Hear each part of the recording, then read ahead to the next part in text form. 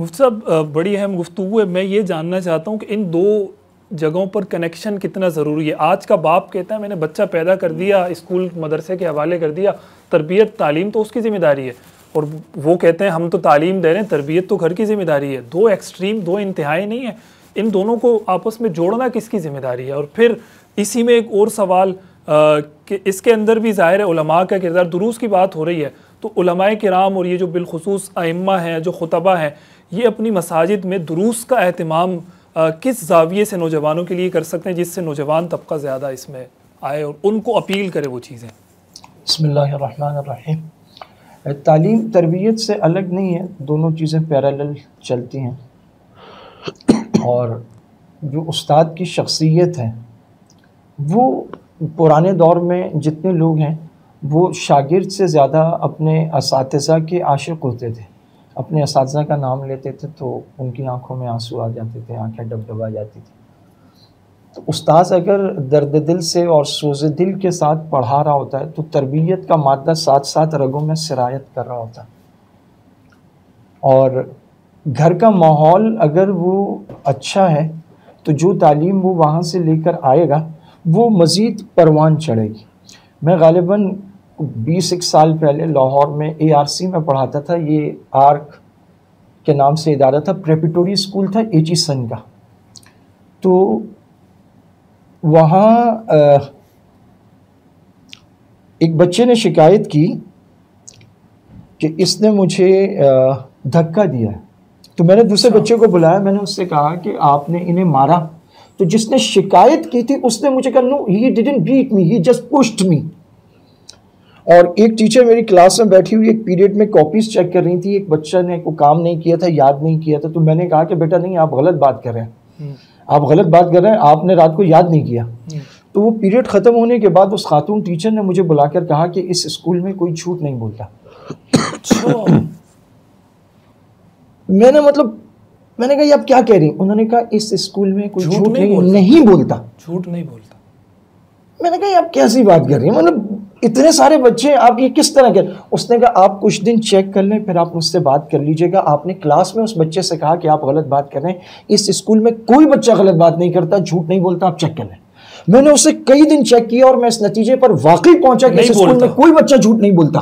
پھر میں نے ان سے میٹنگ کی تو انہوں نے مجھے کہا کہ بچہ دنیا میں صرف 2 وجہ سے جھوٹ بولتا ہے, یا وہ لالچ سے بولتا ہے یا وہ ڈر سے بولتا ہے. یہ اس ایلیٹ کلاس کے بچے ہیں جنہوں نے یہاں سے ایچیسن جانا ہے. ان کو نہ کوئی لالچ ہے, نہ ان کو کسی کا خوف ہے. یہاں آپ یوں کر کے ہاتھ بھی اٹھائیں گے تو اسکول آپ کو نکال کے باہر کر دے گا, اشارہ کرنے کی بھی آپ کو اجازت نہیں ہے.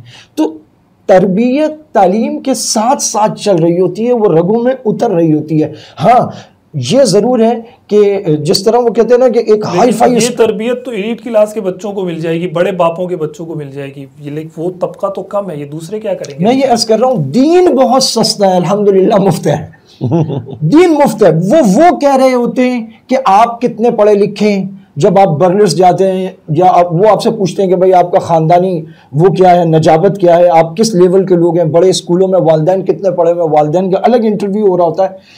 دین اتنا سستا اور مفت ہے کہ دینی تعلیمات, قرآنی تعلیمات ہر مسلمان کے لیے ہیں. بچہ اسکول سے پڑھ کے آئے یا مدرسے سے پڑھ کے آئے, اس کو بالکل اسلام والا ماحول گھر میں میسر ہو سکتا ہے. والدین بھی تو نمازی ہوں. اور آخری بات جو آپ نے ارشاد فرمائی کہ علماء یہ سب کیسے کریں, تو اس کے لیے اس وقت موجودہ دور میں جو چیزیں بہت مؤثر ثابت ہوئی ہیں اس میں ہمارے لیے بہت خوبصورت آئیڈیل وہ مولانا عدنان کاکا خیل صاحب ہیں.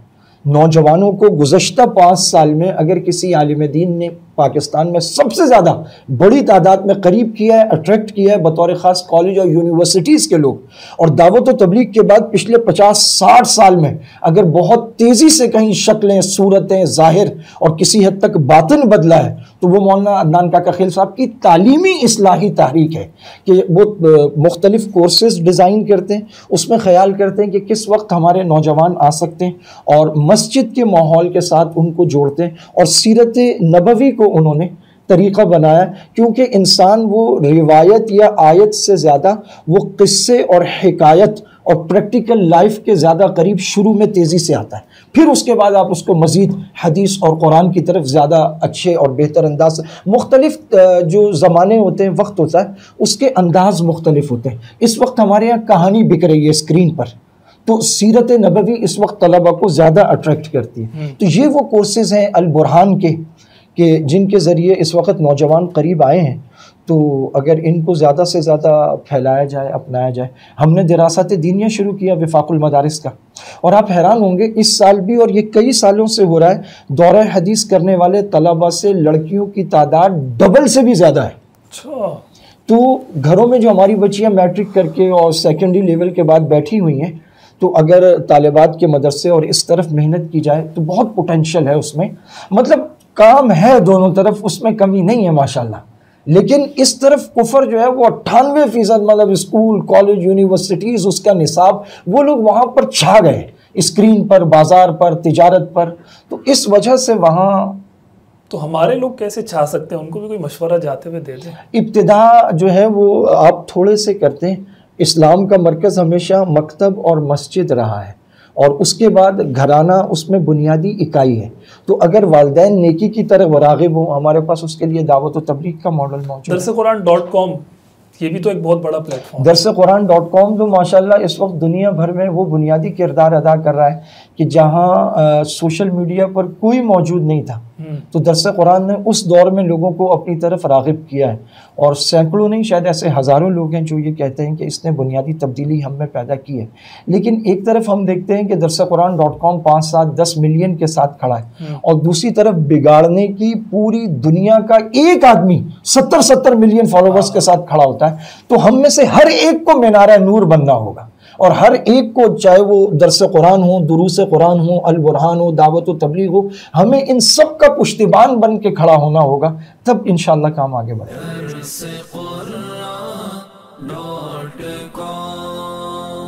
www.darsequran.com